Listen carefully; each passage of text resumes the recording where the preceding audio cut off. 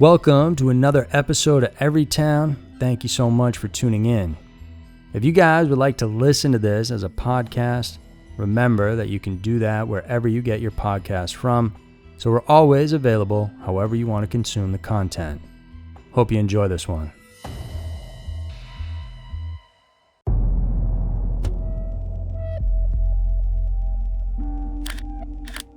Hi, I'm Andrew Fitzgerald, and welcome to another episode of Everytown. In the spring of 2005, a woman named Jennifer Wilbanks simply vanished just 4 days before her wedding was to take place to her fiancé, John Mason. Her story generated intense media coverage and involved a large nationwide search, and when she finally resurfaced, Jennifer told her story of being kidnapped by a Hispanic man and a white woman who both sexually assaulted her. But was her story even real? I'm Andrew Fitzgerald, and welcome to another strange episode of Everytown.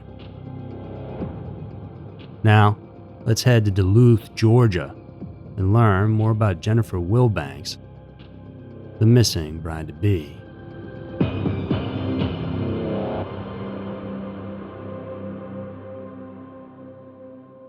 Many women dream of getting swept off their feet by their ideal man, leading to an exchange of marital vows as lifetime partners in a lavish wedding ceremony. And 32-year-old Georgia native Jennifer Wilbanks was one lucky individual who had all the reasons to feel that way back when she was getting ready to get married. She had a stable job as a medical assistant in her hometown, Duluth. She was also basked in the love and support of her family, friends, and most especially her fiancé, John Mason, also 32 years old and a Duluth resident.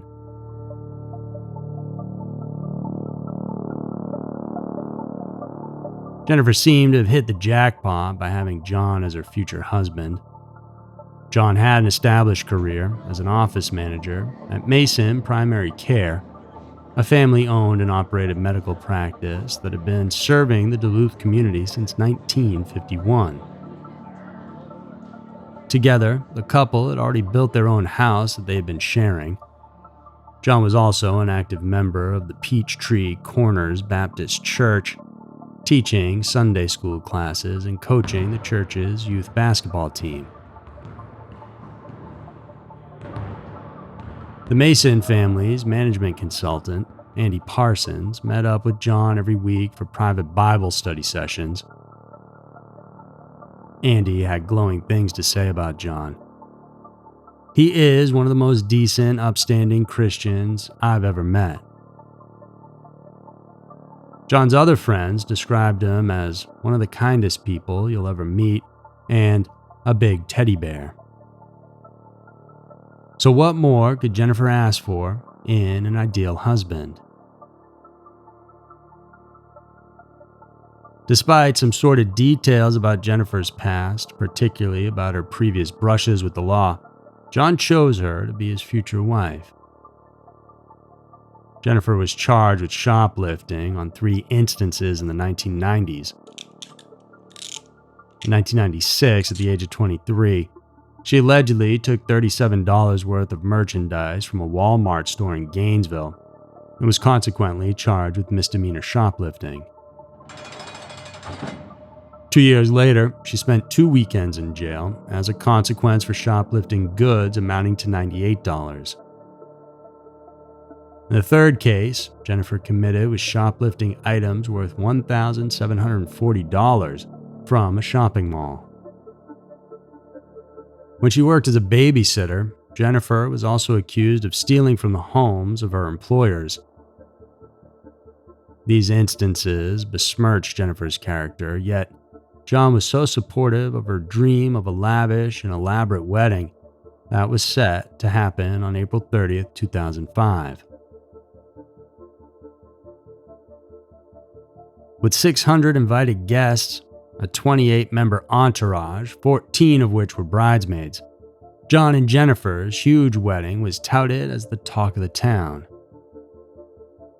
It indeed became talked about, not only in the Duluth community, but even beyond the state of Georgia, because Jennifer became an on-screen Julia Roberts wannabe who jilted her would-be groom and just disappeared out of the blue.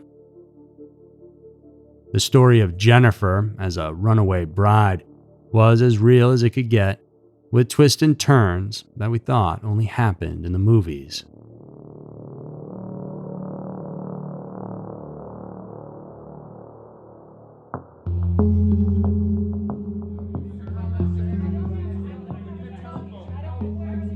As the Mason Wilbanks nuptial was fast approaching, everyone involved was busy prepping for a big wedding celebration in Duluth. On top of all this prep was, of course, the bride-to-be herself, Jennifer. Like every woman who has walked down the aisle knows, the magical moment of exchanging I-dos is preceded by fulfilling a list of 101 things to do. From sending out invitations, menu tasting for the wedding reception, deciding on the cake design, church decor, wedding entourage attires, wedding rings, and choosing the perfect gown for the perfect wedding, the pressures can turn a woman into a bridezilla.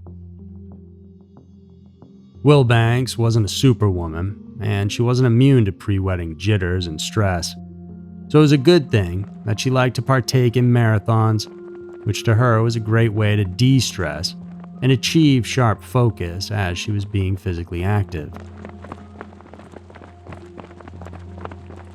So on the night of April 26, 2005, Jennifer told her fiancé that she'd be going out for a 5-mile evening jog.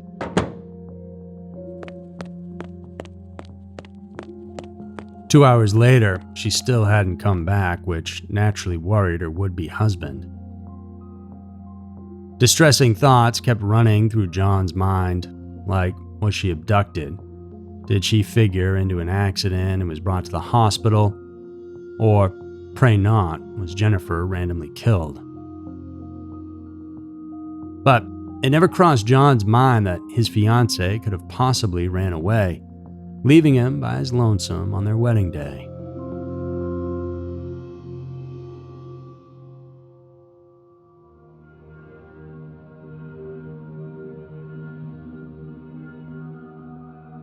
Immediately, John filed a missing persons report that embroiled Duluth in a costly search for Jennifer. Data from the Atlanta Constitution reported that nearly 166,000 adults were reported missing in the previous year of 2004. Of these, 787 were reported in Georgia, mostly from the Atlanta area, and Duluth is a suburb of the state's capital city.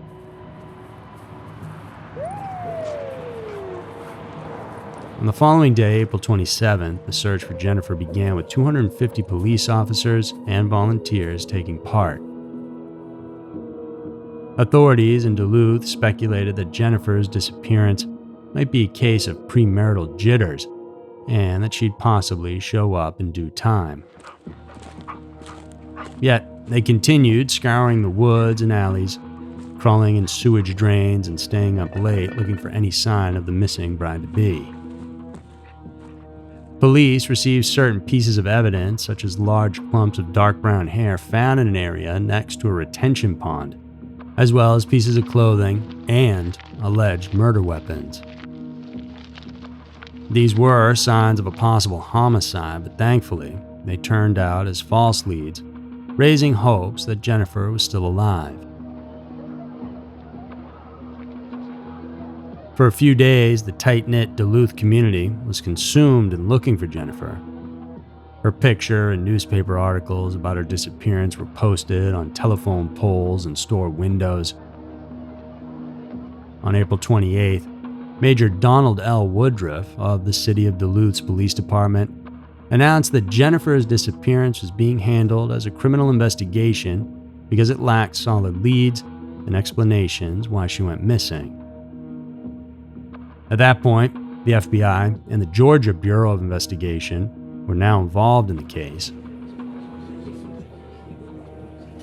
Desperate and fearful of Jennifer's plight, the Wilbanks family turned to the media for help, They made the rounds on the local stations and cable networks, pleading for Jennifer to return home and saying that it wasn't in her personality to just run off.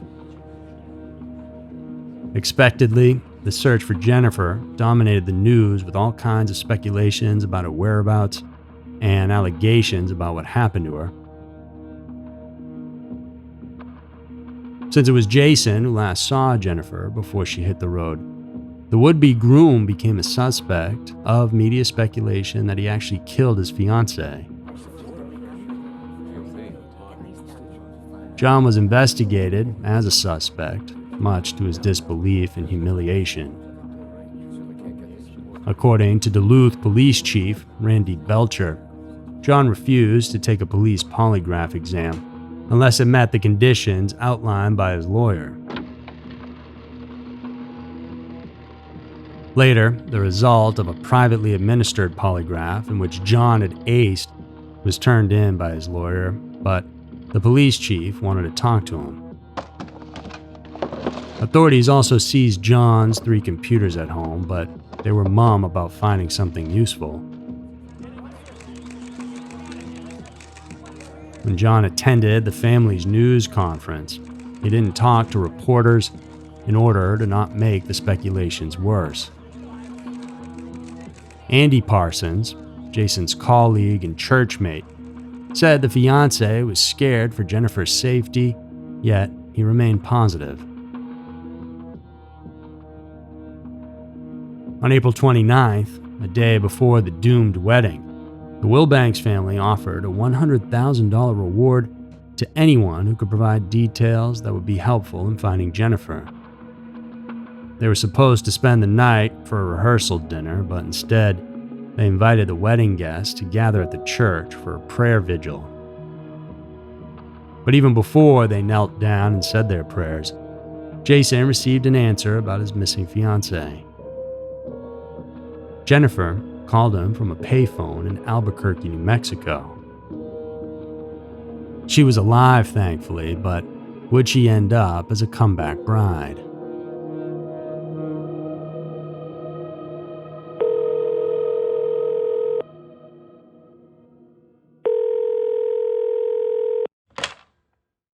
Jennifer's call to Jason was both good and bad. It was a relief that Jennifer's life wasn't taken, but her tale brought shock to Jason and her family.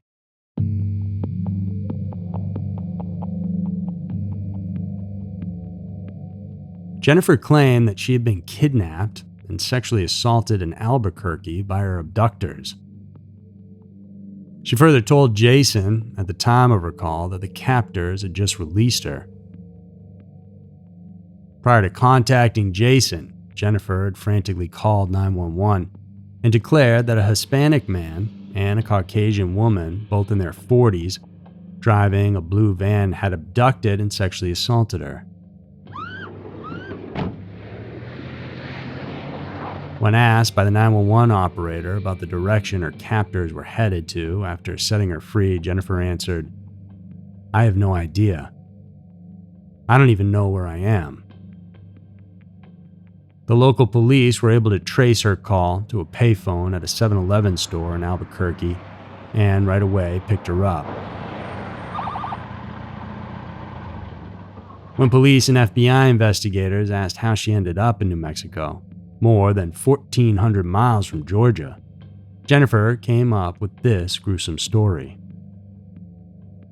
On the night of April 26th, when she went out for that jog, a Hispanic man with bad teeth and a heavyset white female in their 40s kidnapped her in Duluth.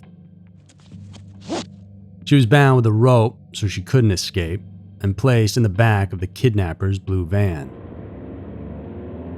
The couple then drove from Georgia to Albuquerque and sexually assaulted her inside the van. Jennifer asserted that her male abductor raped her and then forced her to perform sexual acts on the female kidnapper.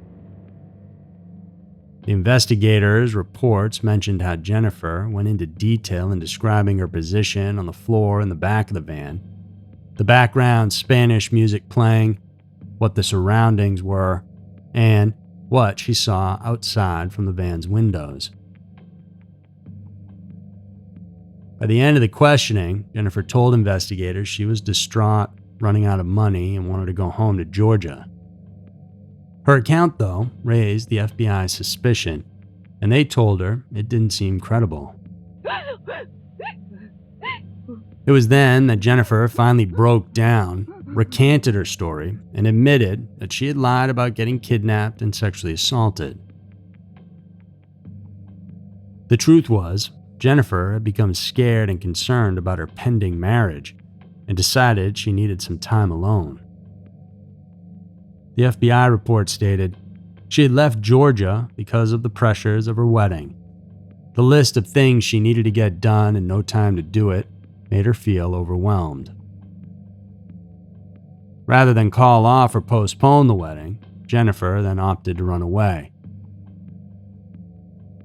So, what was the truth that happened on the night of April 26th?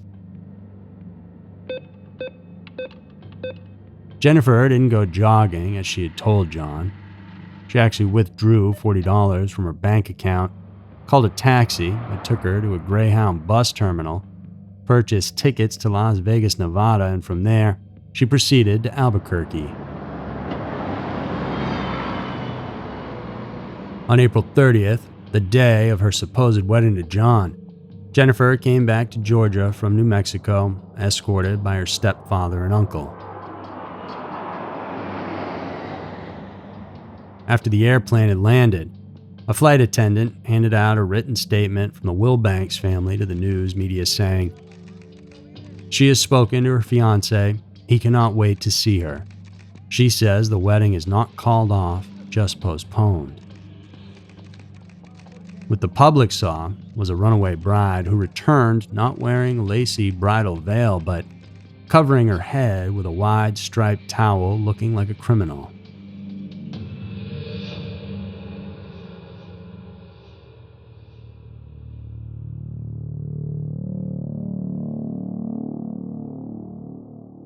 Following her return to Georgia, Jennifer issued a public apology to her family, friends, and the people of Duluth through her family's pastor, Reverend Tom Smiley, of the Lakewood Baptist Church. After admitting the truth and dealing with the media circus that reached national levels, Jennifer revealed through the senior pastor of the church that she would enter an inpatient treatment program. The pastor didn't disclose the type of treatment Jennifer would undergo, the location of the facility, and how long she was expected to remain there. Part of the statement said, Miss Wilbanks entered a highly regarded inpatient treatment program on her own volition to address physical and mental issues which, she believes, played a major role in her running from herself.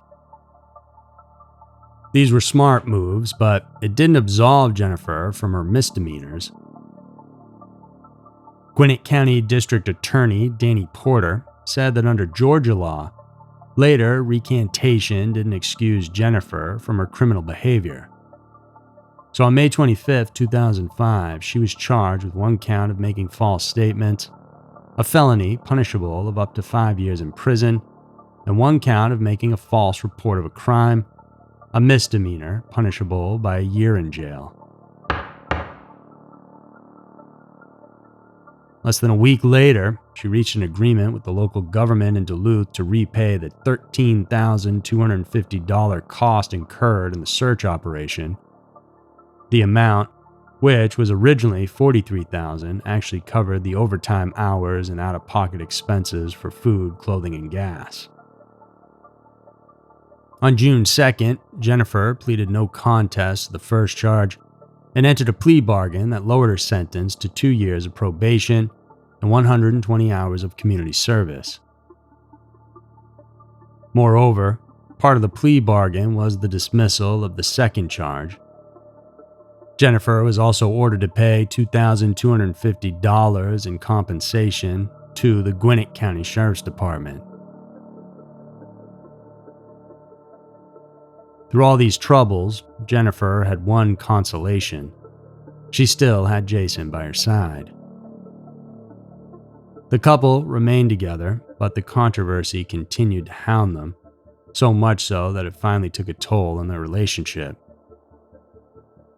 While the former bride-to-be said that she wouldn't be tying the knot with her fiancé anytime soon because they had some things to work out, John reportedly had a contrasting feeling. A friend of John disclosed that the couple had some fundamental differences in their personalities that John wasn't going to be able to deal with. On May 22, 2006, it was reported that John and Jennifer had officially called off their engagement. From a soon-to-be bride to a runaway bride, Jennifer had to settle being the bride that never was. Their love story had been a downer for suckers of romance and should have ended there, but it didn't, and it got nastier.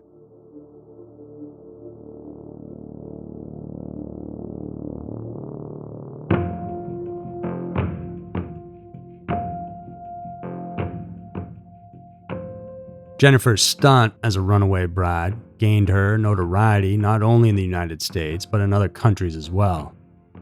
Even after she resurfaced, intact and unharmed, her bewildering story was allotted space and time in news coverage that critics of sensationalism and mass media viciously called the coverage as a media circus. But for Jennifer, strike while the iron is hot became her motive to cash in on her tale of getting cold feet a day before her wedding. In June of 2005, she sold the rights to her story for production of a movie made for TV. She was still engaged with John, so the deal would make them $500,000 richer. The New York-based Regan Media then confirmed that it had acquired all media rights to the life stories of Jennifer Wilbanks and her fiancé, John Mason, for development of the script of their life stories. But remember, the couple officially ended their extended engagement in May of 2006, and things between John and Jennifer got more hostile. On October 10th that year, Jennifer filed a lawsuit against John involving financial matters over the TV movie deal with that production company. Jennifer claimed that since she was in an inpatient treatment program, she granted John power of attorney to negotiate the sale of their story for $500,000. However, Jennifer accused John of using the amount to purchase a house, but only in his name. And when they later separated, John evicted Jennifer, which the latter found utterly unfair and infuriating. Thus, filing a case against her ex-fiancé was the logical thing to do. So in her lawsuit, Jennifer claimed $250,000 as her share of the house and an additional $250,000 for punitive damages. John, who still welcomed Jennifer with open arms after her Albuquerque escapade, definitely did not take it sitting down. The jilted lovers didn't make it to the altar for a romantic exchange of love-filled vows, but seemed headed to the courtroom for an intense legal battle. John's counterclaims criticized Jennifer's actions as intentional, reckless, extreme, and outrageous. Moreover, he still carried the scars of humiliation from being considered a suspect in Jennifer's disappearance. John's countersuit stipulated compensation for the emotional and financial losses he suffered when his ex-fiancée made a mountain out of a molehill over some crazy decision she had made. Being stood up by your bride can be any groom's worst nightmare, right? Thankfully, in December of 2006, both John and Jennifer decided to drop their respective lawsuits. Perhaps whatever tinge of love left between them had softened their hearts.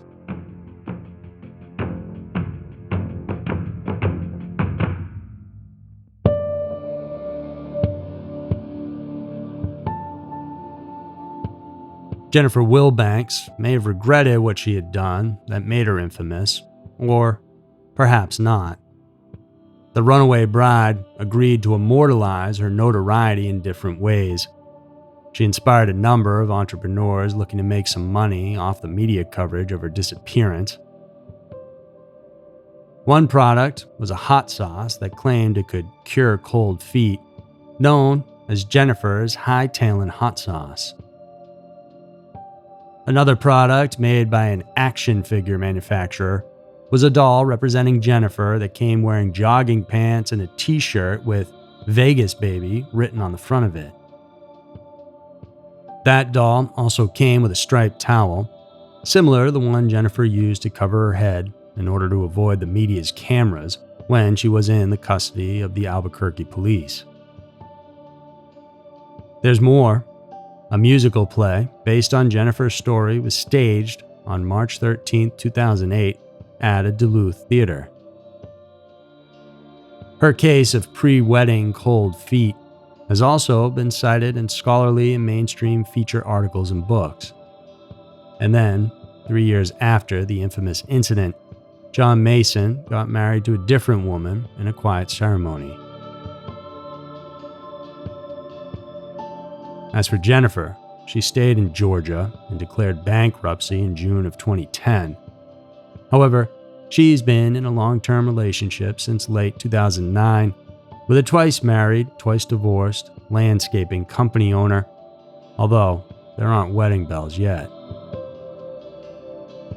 Will the once upon a time runaway bride finally have her happily ever after? Only time will tell.